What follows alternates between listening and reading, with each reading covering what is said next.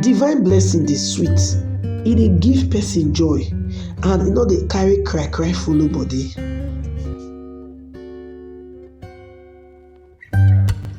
Correct person there. I welcome you to this ogbonge channel, Favours Blog, where they give you better things, where they build you up both physically and spiritually. Here we dey make sure say everybody dey grow together for this life. They say na hand wash and na hand till dey clean. Be that the matter they be. This is the first time when you dey join us, or you don't join us before, but you never do the needful. What if be the needful? Hit the subscribe button. Touch that will be like bell for notification bell. So anytime we drop video, because one of the first persons to know say better don't share on top Favours Blog. As the matter dey hot, we will dive right into what we bring up for you today. Not go anywhere, we dey come back.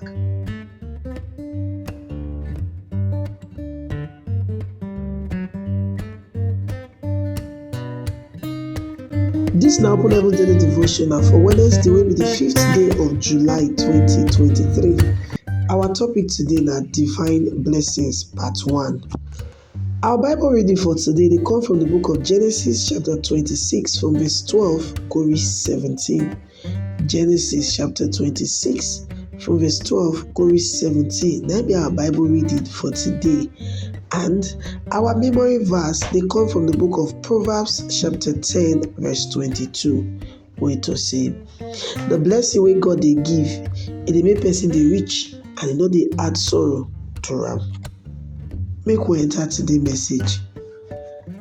Divine blessing na wetin we go fit describe as commandment from God, wey dey make all the forces both for heaven, for earth, and for under the earth favor person or group of people.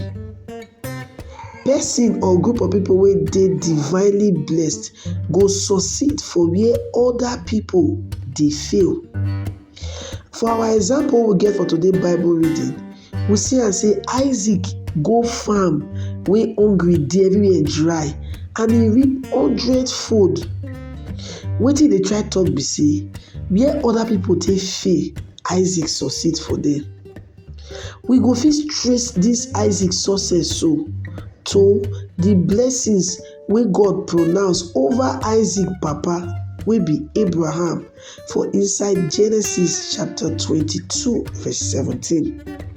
And that passage tell us say, God dey tell Abraham, in blessing I go bless you, in multiplying I go multiply your seeds as the stars of heaven and as the sand wey dey for seashore, and your seed go possess the gates of his enemies.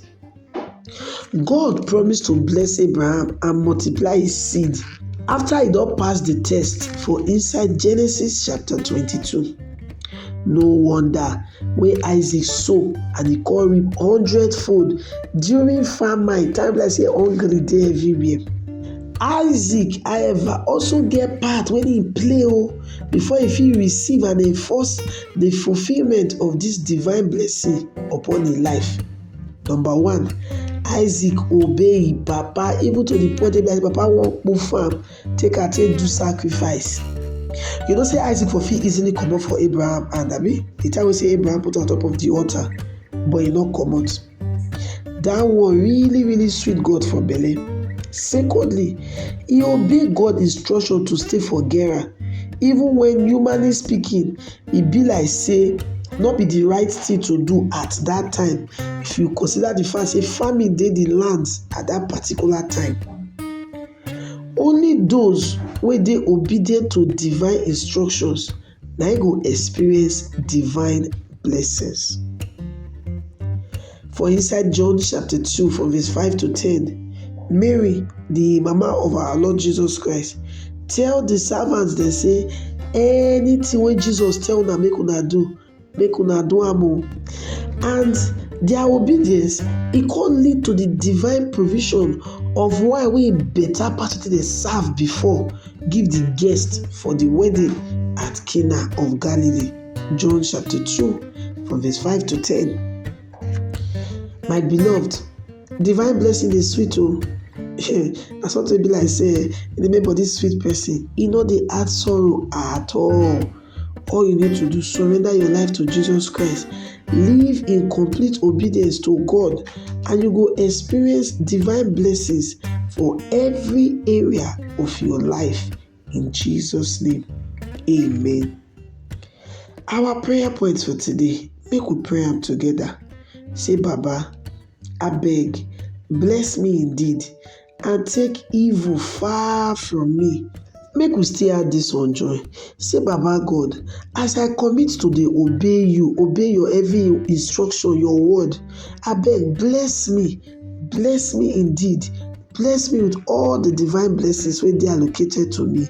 In Jesus' mighty name, amen. Na Pastor E.A. Adeboye, wey be the General Overseer of the Redeemed Christian Church of God, na him write this Open Heavens Daily Devotional. God bless you. I welcome you back from that betalicious session. How you find that? Talk to it makes sense. Abi? It makes sense. All right, now I beg, hit the subscribe button so that you can be part of this family. Like this video, don't forget to like the video.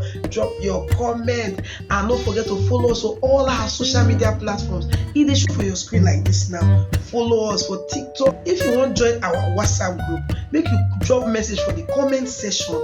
Message us your number. We go add you join our WhatsApp group. You know how the matter dey be. So we'll come your way, go to another delicious ogbonge video. Don't forget this is Still Famous Vlog, and I'm me, your sister, your home girl, Favor. I run the show together with you, my esteemed subscribers.